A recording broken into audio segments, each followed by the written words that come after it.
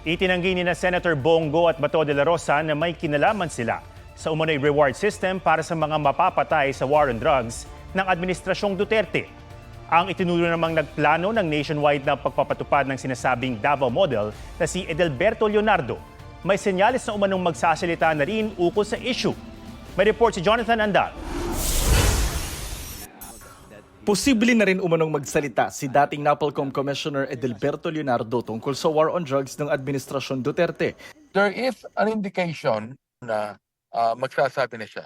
Mayroon na siyang mga tinatawag na intensyon na okay, sasabihin niya na yung iba in detail. No? Sa pagdinig ng Quadcom noong Biyernes, inamin ni Garma na inirekomenda niya si Leonardo kay dating Pangulong Duterte na pwedeng magpatupad sa national level ng Davao model ng drug war. Sabi ni Garma, si Leonardo ang namimigay ng perang pabuya sa mga operatiba na makakapatay. Idinadaan daw ang pera sa mga bank account ng kanyang tauhang si Peter Parungo. Galing naman ang pera kay Irmina Espino na trusted staff daw ni nooy Special Assistant to the President at ngayon Senador Bongo.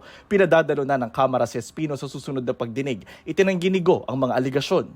Wala pong reward system na umiiral sa kanyang opisina. Wala siyang inutusan na patayin mo ito. Abogado po si dating Pangulong Duterte. Dati po siyang prosecutor. Hindi siya nagbibigay po ng instruction na illegal. Si Senador Bato de la Rosa, ang PNP chief ng simula ng war on drugs, wala raw siyang ipinatupad na reward system noong panahon niya dahil wala siyang pondo para rito. Ang liderato ngayon ng PNP pinasasagot ang mga naging PNP chief noong Administrasyon Duterte.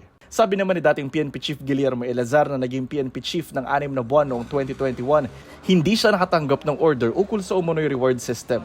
Sa tala ng PIDEA, mahigit 6,000 ang nasawi sa loob ng 6 na taon sa mga drug operation.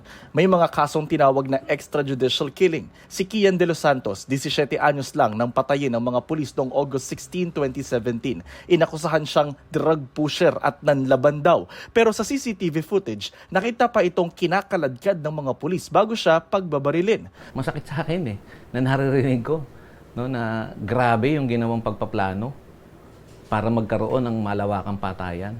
Sa pagdinig ng Quadcom, nakaharap ni Garma ang ilan sa mga biktima ng extrajudicial killing sa Cebu City kung saan siya nagsilbing hepe. In behalf of my men na nagkamali sa inyo, I'm very sorry. But I cannot control all of them. Lahat sila trained police officer. Alam nilang rules of engagement. Sinisika pa rin naming makuha ang panig ng dating Pangulong Duterte. Jonathan Andal nagbabalita para sa GMA Integrated News.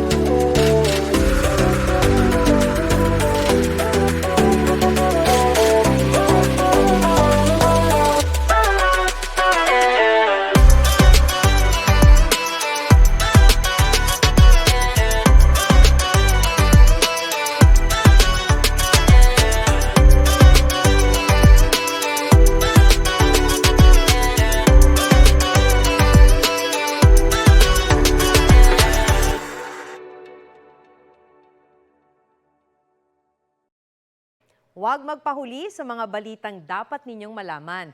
Mag-subscribe sa GMA Integrated News sa YouTube. Sa mga kapuso abroad, subaybayan nyo kami sa GMA Pinoy TV at sa www.gmanews.tv.